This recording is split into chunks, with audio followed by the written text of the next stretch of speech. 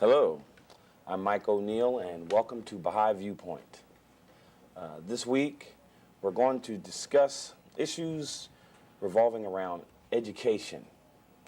And we have with us a real expert in that field. And my very honored guest is Dr. Carlton Brown, president of Savannah State University. Dr. Brown, welcome. Thank you. Thank you. Very pleased to be here. Well, I'm very pleased you were able to make it, able to help me discuss some issues that are very close to my heart. Dr. Brown, for those who may not know who you are, could you give us a brief history? Well, the history's fairly straightforward and simple. Like many people, I never set out to do what I do. I simply ended up doing it. I'm a graduate of the University of Massachusetts at Amherst, where I received a bachelor's degree in English and American Studies. I left to teach simply to save enough money to go to graduate school, where I was going to earn the Master of Fine Arts and eventually write the great American novel. The roadblock was that the stories I found in front of me as a teacher were much more compelling than the ones I found in my head, and thus began my long career as an educator. I went from there back to UMass Amherst to complete the doctorate in education, with my specializations being multicultural education and educational change. And from there, I have done a number of things, including be on the faculty of Old Dominion University in Virginia, from which I departed in 1987, I believe it was, to assume a deanship at Hampton University, one of the most prestigious historically black colleges in America. And spent quite a time there, was able to help them design their strategic plan for the next century.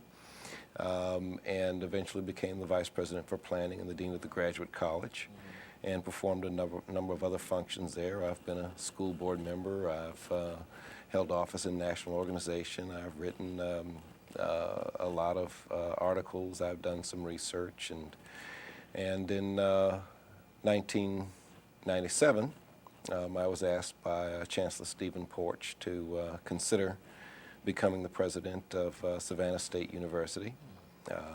This was about my fourth involvement in looking at a presidency. I rejected two, and two rejected me, so the score is even. And this seemed to be the thing for me to do.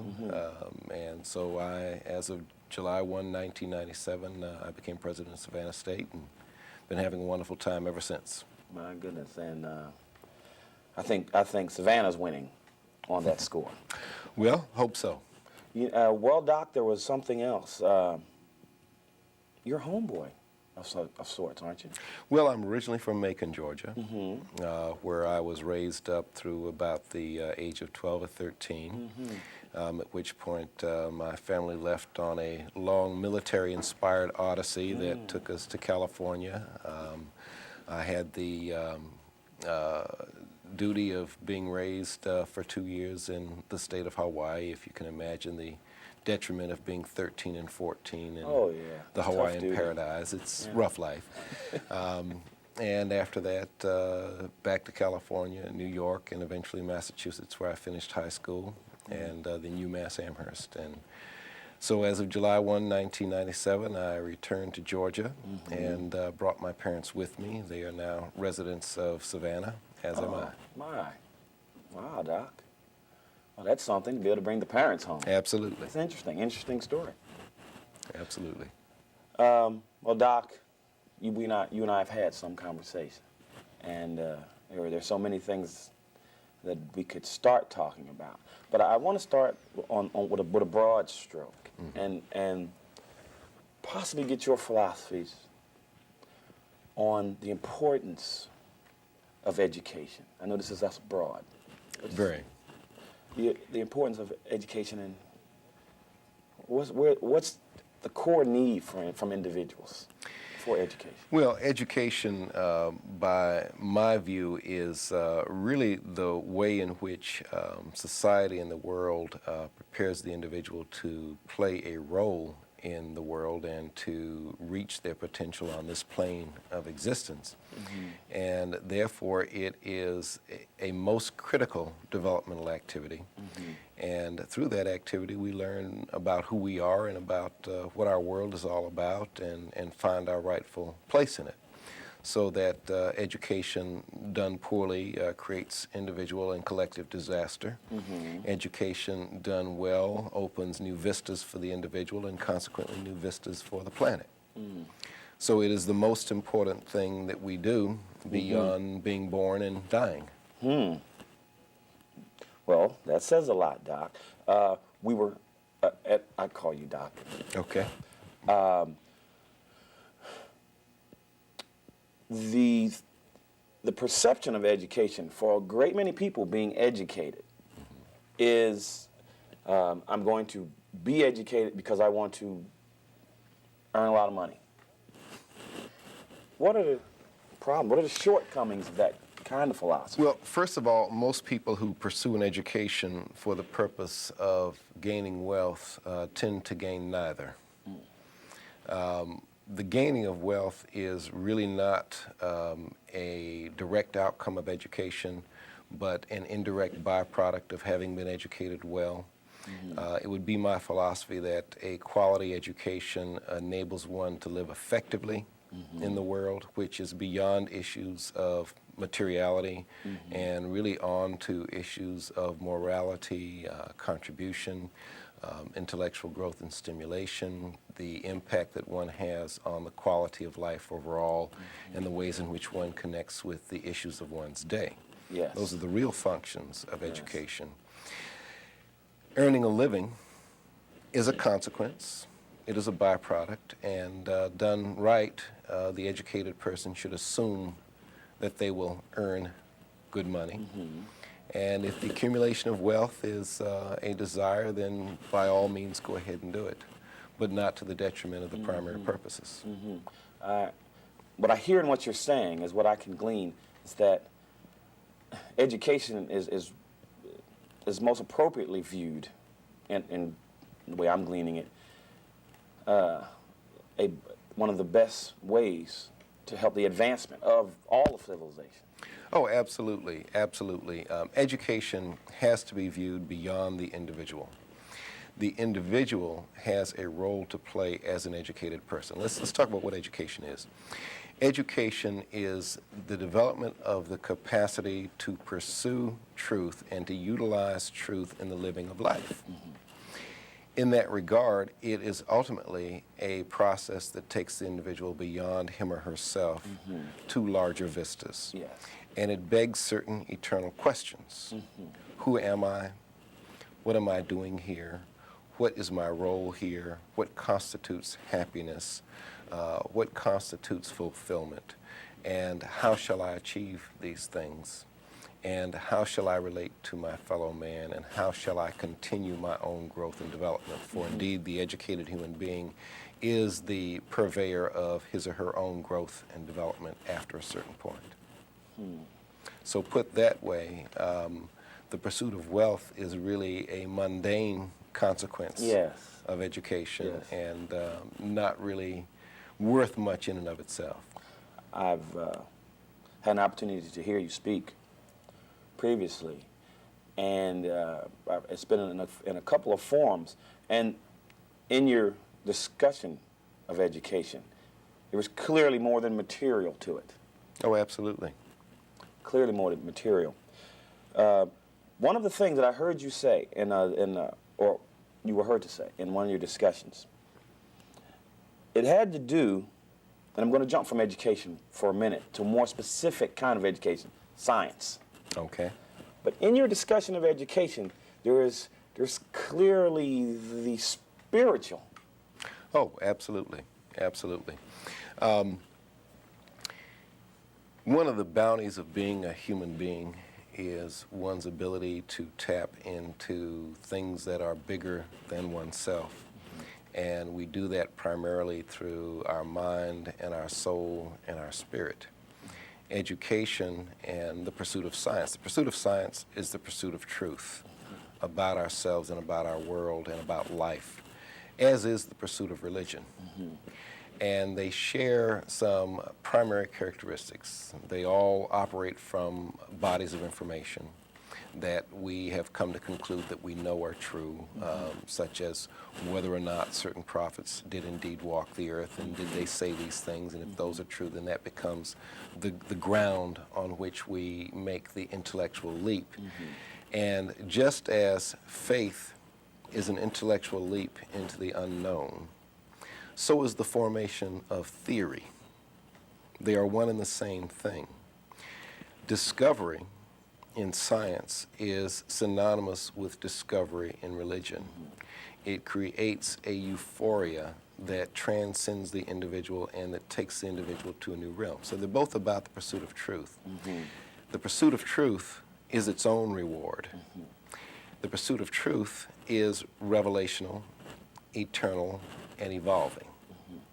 The achievement of a truth at any one level, whether it be through religious means or through the pursuit of science, is temporary, because if the universe is what we conceive it to be, then any truth that I as an individual may unfold is by definition primitive and limited, and should only be used as a platform to pursue a higher or a deeper truth, or a truer truth, if you will.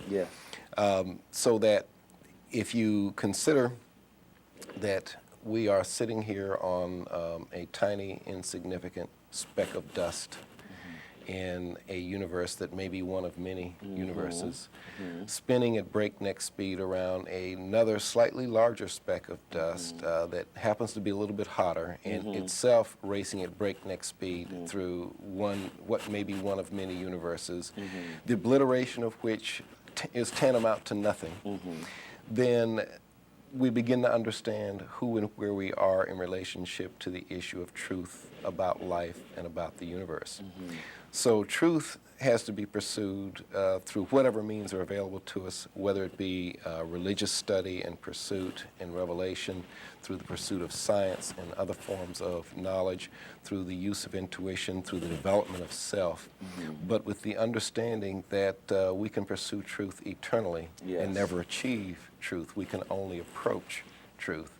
That's the joy of the process. That's the joy of the process. Absolutely. And with most, it's, in my experiences, with most, it is such drudgery because they don't see the end of that process. Your description of it is just, there's joy there. Oh, there is enormous joy in the pursuit of truth, just as there is enormous joy in all work, should one search for it. For some work, the joy is obvious. Some of the work that I do, I think that for some the joy ought to be obvious. It is about the positioning of individuals for their own growth, and watching that process and facilitating that process has its built-in joy. But all work has joy. Because all work impacts the quality of life, and should you seek that for yourself, then you can tap into the joy and the beauty of it. Doc, when we come back from the break, we're going to talk on a more pragmatic level about how do we mine these gems from within people. Okay. Very good. And particularly at your institution. All right. Very Our good. institution. Very good. We'll be back in just a moment. Stick around. We are a new religion, not a cult, nor a branch of another religion. We reflect the universal principles of our faith, that there is only one God who has sent one religion for one mankind. Through elections, Baha'is create the unifying governance prescribed by our founder, who said, "The Lord hath ordained that in every city a house of justice be established, with counselors to the number of 9. One day all Baha'i assemblies will be houses of justice. Delegates to national conventions are elected regionally. For the International Convention, they are the members of the 175 national Baha'i assemblies of the world. All delegates to all conventions vote their personal consciences. If you only had a moment and the world was listening, what would you say about peace? You could say there are spiritual values, or what some call human values, by which solutions can be found for every social problem. But good intentions are usually not enough. We must develop a will, a dynamic attitude that translates spiritual values into practical actions. Peace is more than just an end to war. Conflicts just as deadly are raging on hidden battlefields in our hearts and minds. Let's talk peace, real peace, racial, religious, social, economic, personal peace. Peace is possible because it too begins in the heart. A thought for peace from the Baha'i Faith. Hello, we're back. Dr. Brown, in this part of the show, we wanted to speak first specifically on what do institutions do, or what should institutions do to cultivate the ability of one to obtain this knowledge? Well, the education is about the pursuit of truth, and the pursuit of truth requires constant personal transformation and growth. You have to fit individuals to effectively pursue knowledge. We're born with some of it, and life manages to take some pieces away while it builds others. And so it is necessary to engage individuals in such a way that they become enamored with the pursuit of knowledge itself and with the application of knowledge, and sometimes both, and sometimes one more than the other. That requires the development of a love for a topic or a subject or a discipline, which is really just a window on the world. Each discipline is a window on the world, and each window has its advantages and its limitations. But the window has to fit the individual, and the individual has to come to love looking through the window and pursuing knowledge through that window. You cannot come to love the window unless you identify with another who already loves the window and submit yourself to the tutelage of that individual or that collection of individuals who are already in love with looking through the window. And so you become an invitee to the window, and hopefully through that process and the engagement with others in the pursuit of truth, you come to love its pursuit yourself. And they take the role of a nurturer. A nurturer, a leader, a cajoler, a teacher, a dispenser of information, a questioner. All of those are the roles of the educator or the teacher or the leader. Yes. Doctor, there are a couple principles that sometime it takes some working with me to align on certain issues. One principle is the unity or the oneness of mankind. The other principle is unity and diversity. Sounds simple enough, but when you begin to put them to application, sometimes it takes some work. Of course. And I'm asking this question with regard to what you do. You are the president of a majority black institution. And some would wonder why is an institution of such kind necessary? What does it do? And would you speak on that? Certainly. It is necessary in the same sense that the University of Georgia is necessary. Each institution in a university system provides a unique environment in the context of a unique history. As you know, the historically black colleges and universities grew up in a time period when blacks were by and large not allowed to matriculate at other institutions. And so in order to provide the black community with the leadership that it needed and the opportunities that it needed, these institutions grew up. In the contemporary vein, they represent a set of alternatives, just as do all other institutions.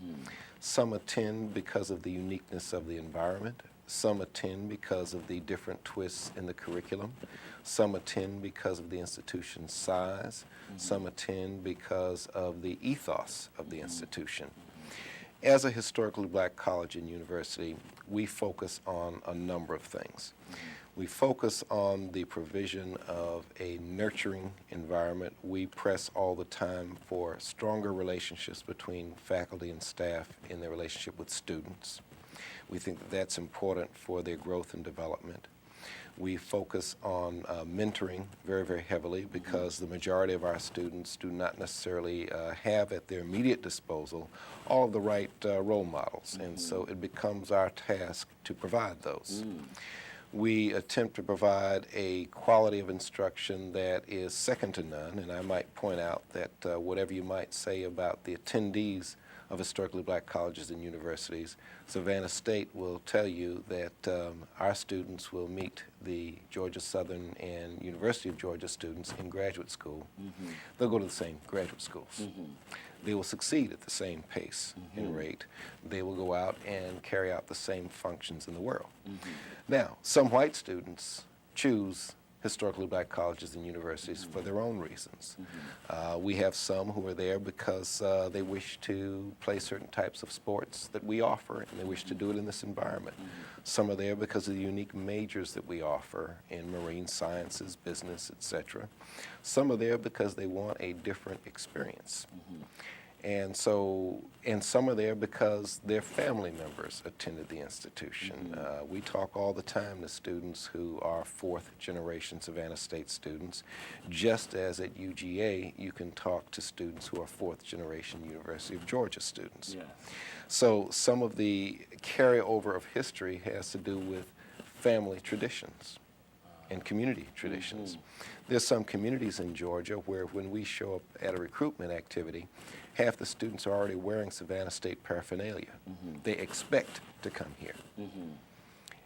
We have not forced them to come here. We have not forced them to choose. They expect to come here. They've been looking forward to coming here all their lives.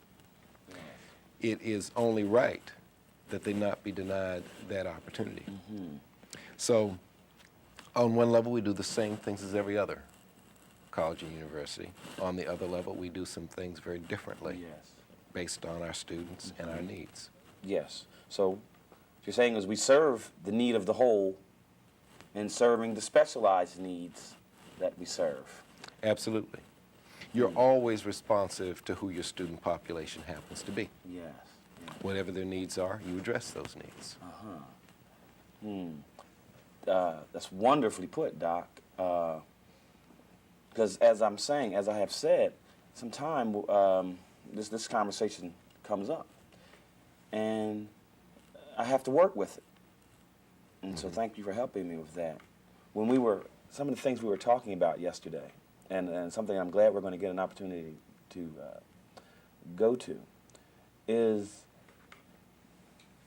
and we talked about it earlier, is the science. I had no idea that you were such a scientist. Well, I don't know if I'd call me a scientist so much as I'd call me a lover of science, which I translate as the lover of the myriad possibilities that life has to offer, which is why I'm also a science fiction buff. And for me, the borders between science and science fiction are perpetually blurred, and I intend to keep them that way because what was science fiction just a short while ago is now science. Cold fusion, for example. If you look at the super colliders that are being developed, there was a science fiction piece I read as a child which talked about breaking apart the atom, which was laughed at by science, and now, of course, we talk about breaking down quarks, which were the derivative of the atom. Absolutely. Science fiction is nothing but the imagination of science. science. I love it, Doc. It makes you a visionary, Doc, and we have about 3 minutes. And I'm going to ask you to give us your vision for Savannah for the next few years, as far ahead as you want to look. Well, I look at it all in terms of what is possible. It is possible for Savannah to become the model city on the East Coast in terms of issues of economic development, race relations, opportunity, and history. It is also possible for Savannah to become a scourge. These are equal possibilities in my mind, and the decisions that those of us in leadership positions make over the next few years determine the direction that we move in. What I intend is that Savannah State become a larger, more focused institution, that it play a larger and more significant role in the development of the city from the standpoint of economic development, business development, and the quality of life. As you see, we've already begun our inroads in that aspect of our work through our social work program and our marine sciences program, and in some ways our business program. And we intend to expand that purview infinitely. Yes, I've been following your inroads into the city with the social work program. I think that's it's what seems to be happening to me, and this is my spin on things, is that we're becoming an institution that action will even be pushed more to the forefront. Absolutely. Than learning for learning's sake. Absolutely. But that learning equates into that change you were speaking about earlier. Well, the paradigm is quality academics in the context of learning through practical application that ought to make a difference in the quality of life in our region. Yes, right. And that's our paradigm. Well, Doc, there are so many things that I want to ask you, and I'm not going to be able to get them all in on this show, as I was just told. So, perhaps we can have you back at your convenience and discuss, for instance, you brought up race relations, and see, that's a show, and it's something that I really would love to have you expound upon. Well, I'd be very, very happy to return and address that topic and any other that you wish. Thank you so much for being my guest, Dr. Thank you. I mean that. Thank you. Thanks for watching today. If you've heard anything that you'd like to hear more about, feel free to call the number that will be displayed on the screen at the end of the show. I'm Mike O'Neill, and this is Baha'i Viewpoint. Thank you for watching. Shouting from the mountaintop, sail it on the breeze. The only way we're gonna have peace is when we come to see we are one family. We are too close not to let it be. We are sisters and brothers, a coat of many colors. We are one.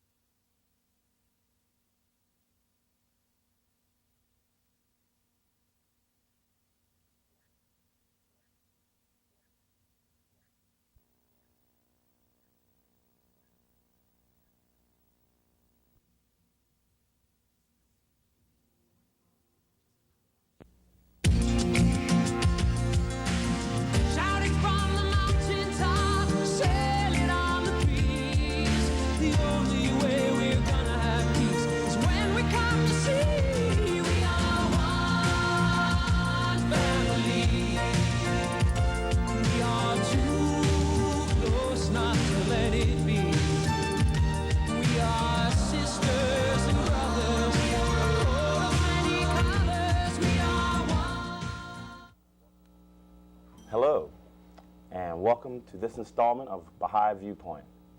I'm Mike O'Neill, and this show is going to be a very good show. We're going to talk about an event that is very important to the Savannah community and to the world community.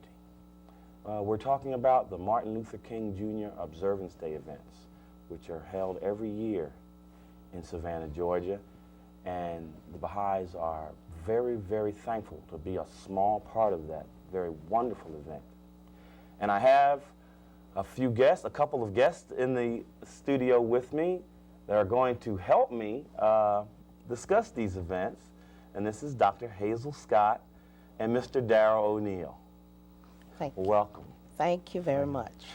Well, friends, could you tell the studio audience a little something about yourselves and what your relationship is with the MLK events? Dr. Scott. Thank you, Mr. O'Neill. I was just inducted as one of the board members of the MLK Observance Day Association, and I am over the Gospel Fest, and we have a blessed time when we're having the Gospel Fest. In fact, you'll hear a little bit more about it. It'll take place January the 15th, and we're delighted. And so you're a board member? Yes, I am a board member. I was accepted this year over the summer. Wonderful, and congratulations. Well, thank you very much. Mr. O'Neill, Yes. You're a familiar-looking guy. I've heard that a few times. Darrell, welcome back to the show. Thank you. And of course, for those who don't know you, this is my son, Darrell O'Neill. And tell us a little something about yourself, Darrell, and what is your relationship with the MLK Observance Day? First and foremost, I'm a proud son of this gentleman sitting across from me, Mr. O'Neill. Oh, thank you.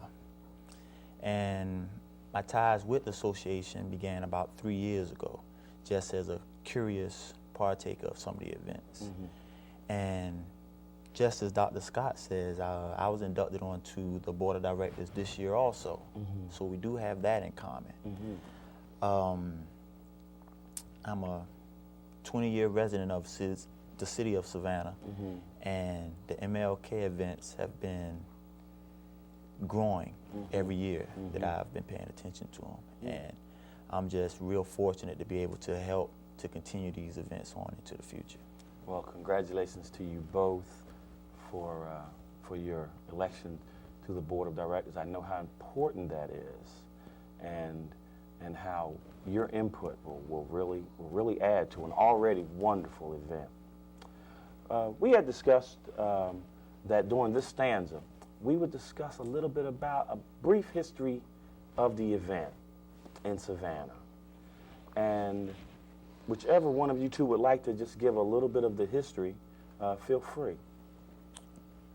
I'm going to say a little bit about the history. Okay. And A brief history. We can go into it in more detail. okay. And Dr. Scott, by all means, feel free to interject. I certainly will.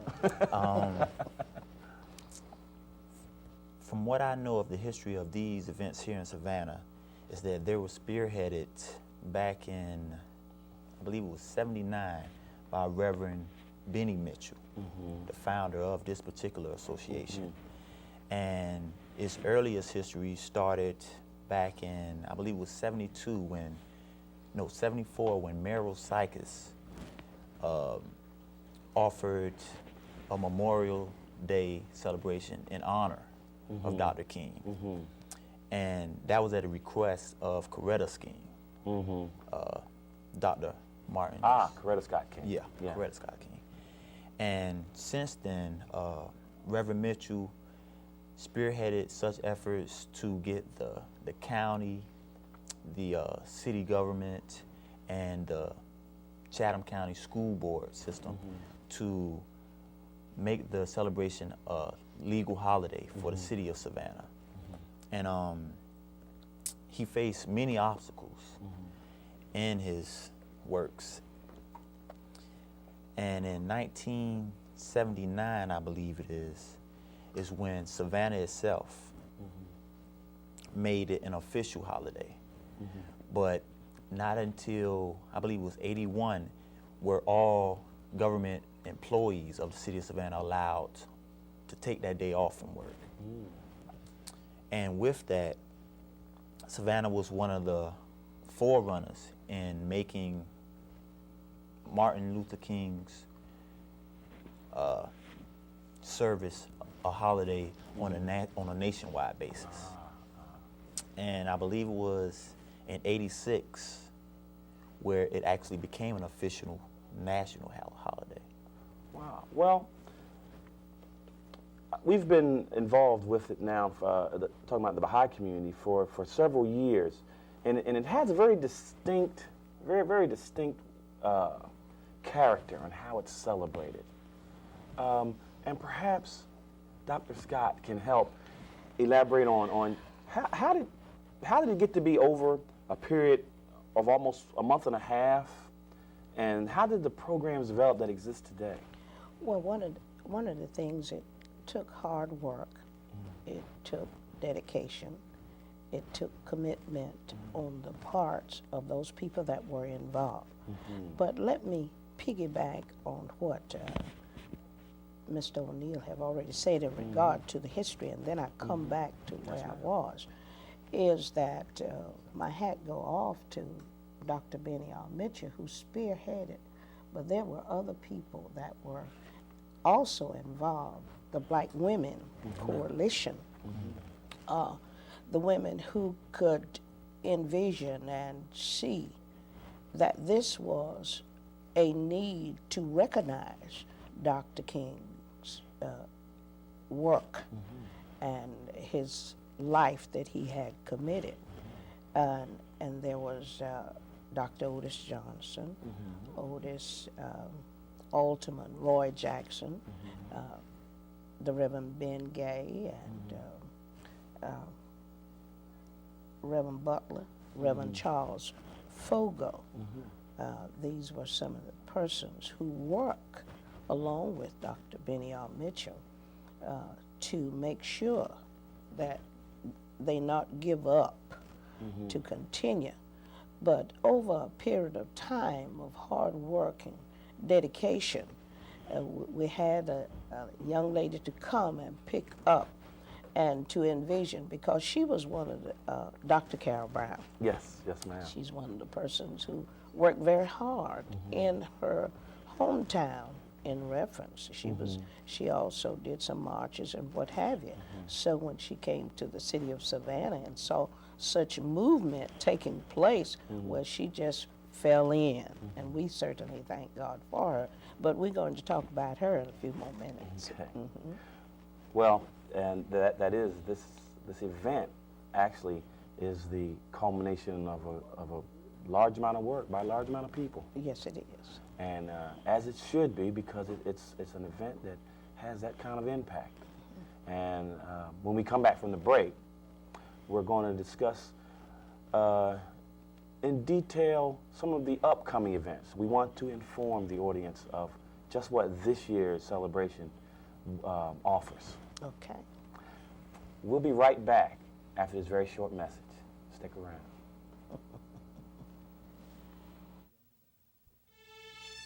A young man proclaims the advent of the Promised One. 20,000 of his followers are tortured and killed. The Bab is executed by a firing squad. A young nobleman, famous throughout Persia for his wisdom and goodness, is stripped of all possessions. Baha'u'llah spends the rest of his life in exile and imprisonment. He writes, "We desire but the good of the world and the happiness of the nations, that all nations should become one in faith and all men as brothers. What harm is there in this?" His crime, his claim to be the messenger of God promised by all religions. His mission, to unify humankind. Peoples from every nation have embraced his teachings, creating a new pattern of global community, a model for a peaceful world. Hello, we're back.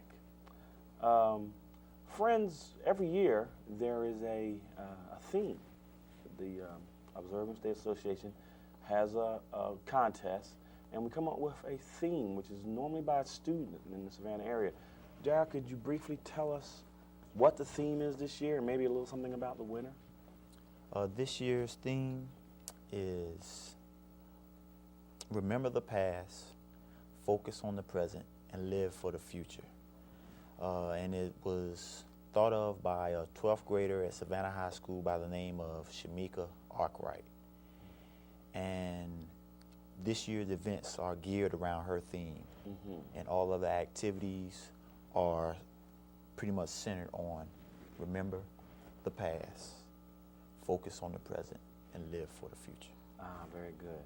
And when you say all of the events, there are quite a few events, and that's the part of the celebration that I find so interesting. It's the events over the period of time that to me have potential of being a tremendous community galvanizing force. Yes. But we'll talk about that later. But Dr. Scott, could you elaborate on some of the events coming up? One of the upcoming events would be the Unity Luncheon, and it's going to take place January the 9th at the Marriott Hotel on Riverfront.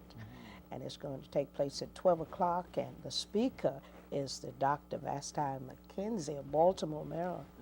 And I want you to know this is an electrifying speaker that has been selected by the MLK Observance Day Association, and she is the pastor of the Payne Memorial AME Church, and she leads over 1,200 parishioners, which is a great accreditation to a female minister during this day and time.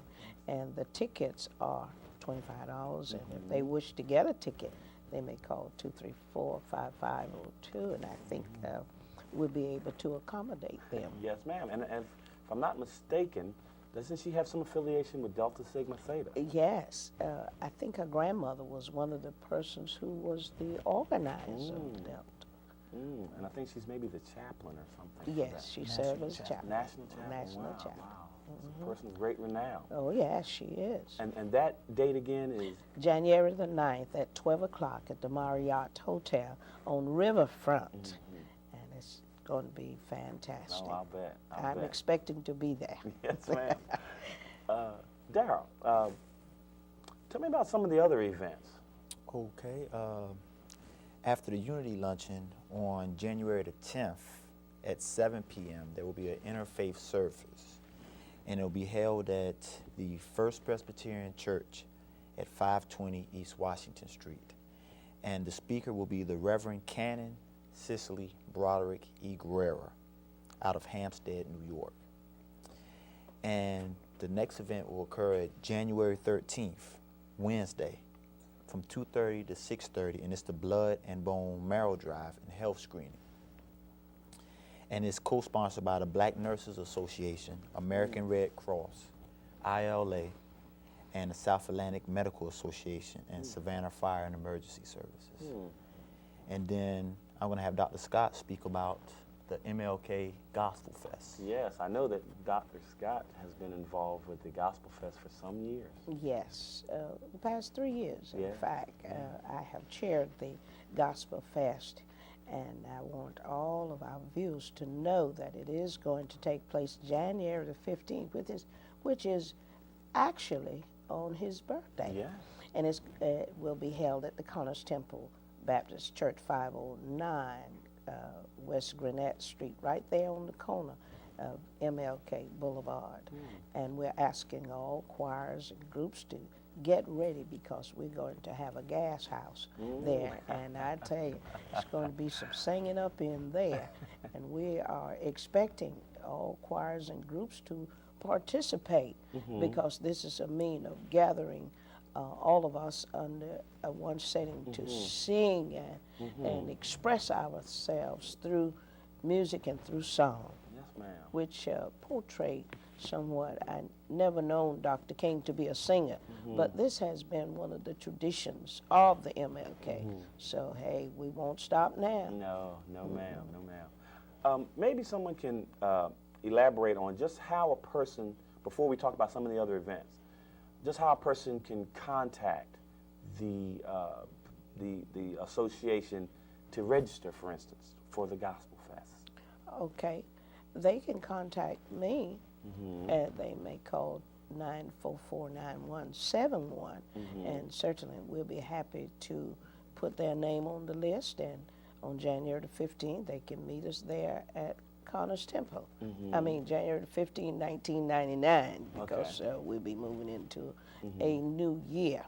And call us and let us know that you want to be on the Gospel Fest, and we'll be happy to put you on. Mr. J. 1230 Bryant is going to MC, and there will be there'll be an additional person to assist him, Mrs. Galloway from Beaufort, South Carolina. Will be there.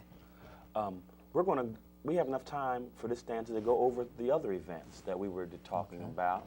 For instance, the business community breakfast. Does someone want to elaborate on that? Oh yes, the business community breakfast takes place on Saturday, January the 16th, following the Gospel Fest. And it's at 8:30 a.m. at the Hyatt Regency Hotel. And the guest speaker will be a Mr. Joshua Smith. And he's coming out of Maryland. He's a national renowned entrepreneur and lecturer. And this is a ticket-oriented event, and the tickets are $25. And I want everybody to know that the tickets serve as donations to the association for various support of the numerous programs. Right. And then on later that day, January the 16th, there's an educational program and career fair, and it'll be taking place at the new Savannah High School at 400 Pennsylvania Avenue. And it's from 10 a.m. to 2 p.m. Good. And let's see. Then we have the citywide memorial worship service. Oh, yeah. And it takes place on January the 17th at 3 p.m. And the guest speaker is the Reverend Dr. Cornelius Henderson. And he's coming out of Miami, Florida. Now, what's unique about the citywide memorial service is that it is one of the original events that even before the month-and-a-half celebration that we know of today took place, immediately upon the assassination of Dr. King back in '68, community members of the Savannah area took it upon themselves to hold a memorial service in tribute of Dr. King.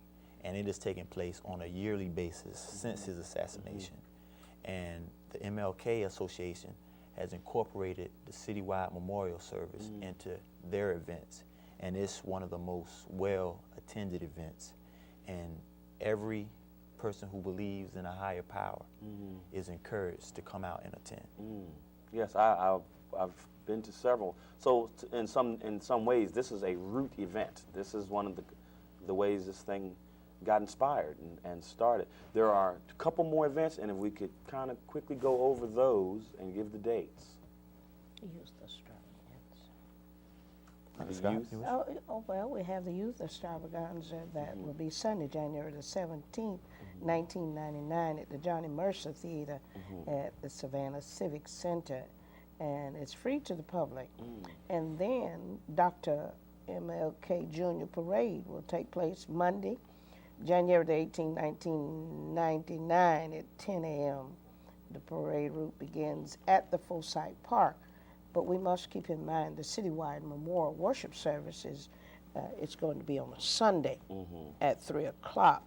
So we're asking all of our viewers to adjust their schedule so that they can come and be in attendance on Sunday rather than on Monday. It's an act to relieve people who may be unable to come, who may be sick, crippled, or what have you. And so, you know, it's convenient for them and anybody. And that's a change from last year. Oh, yeah, that is a change. Yeah. Well, in fact, last year, was the first time it was innovated. So this is the second service that will be held on a Sunday, and we urge all of us to please be in attendance. Okay. Well, I want to talk about the Freedom Ball, which is an event that I like, and that's the 22nd this year, isn't it? Yes, it is. January 22nd at 9 o'clock at the Savannah Civic Center. And it's a good time, and it's a time where I would encourage all Savannahans to come out and just have a wonderful time. I've always really enjoyed it. I think it means what it says, freedom. That's right. You could just have your free will to do and to enjoy the gathering of one another. Yes, ma'am. Yes. Well, there's one other event, but I want to talk about that because I think that this other event really sums up what this event is about in Savannah. But we'll talk about that when we come back from the break. Is that okay with you guys? That's okay. We'll be right back after this message. Stick around. If you only had a moment and the world was listening, what would you say about peace?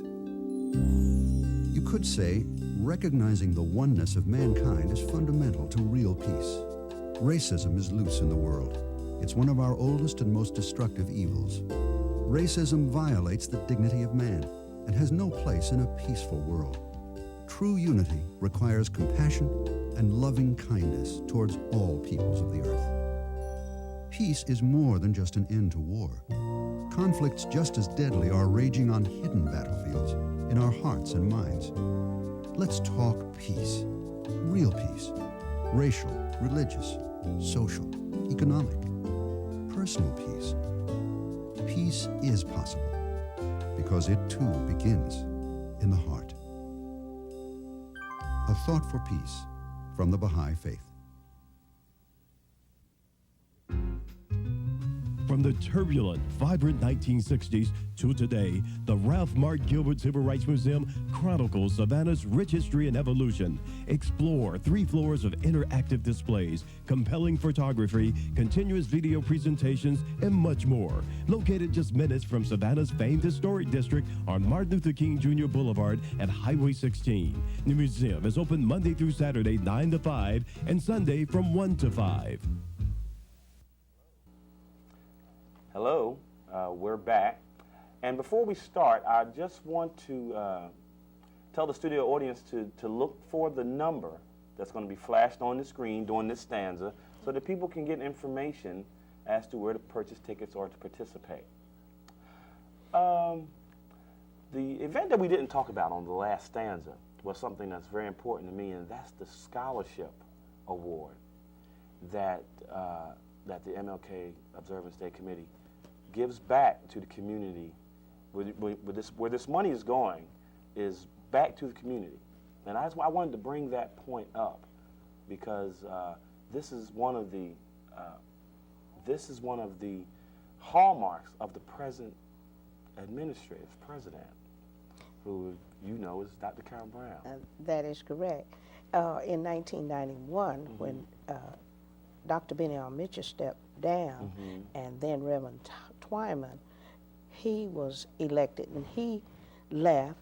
Then in 1992, Dr. Carol Brown served as the interim president, and in 1993 she was elected, and this is one of her babies that she has developed and given back to the community, and she has given much back to the community, and she's done a fantastic job in giving back to the community, because I think if you take anything out of the community, certainly it's important that you put something back into it.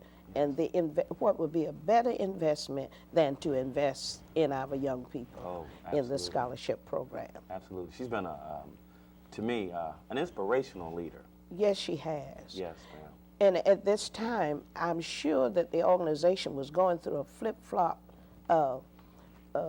change, wherein change of presidents, and she really had to pull things together. It was not like it is now. It consists of hard work, togetherness, and commitment to the organization, and she has brought it from a long ways in a very short period of time, and I commend her for a job well done. Oh, and she should be. You mentioned a few words that I find key. Okay. You mentioned words like togetherness. Oh, yes. And to me, the organization, the root of the organization is unity Yes, and togetherness. that's it. And I like to take this time to encourage the entire community I support your to encouragement. participate in these MLK events, because Dr. King gave his life for everyone. Yes, he did. He was a black man.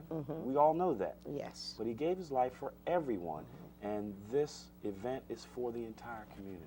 Don't you agree?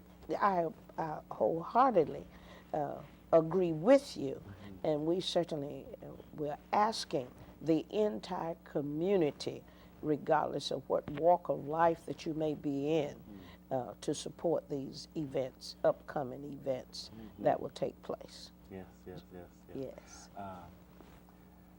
Yes. We only have a couple minutes left, and I'm going to maybe give you a chance to. What do you see? Where do you see this event going? What is your vision of the future for this event? It's already one of the largest events in the country. Do you see it getting larger? Do you see the challenges? What?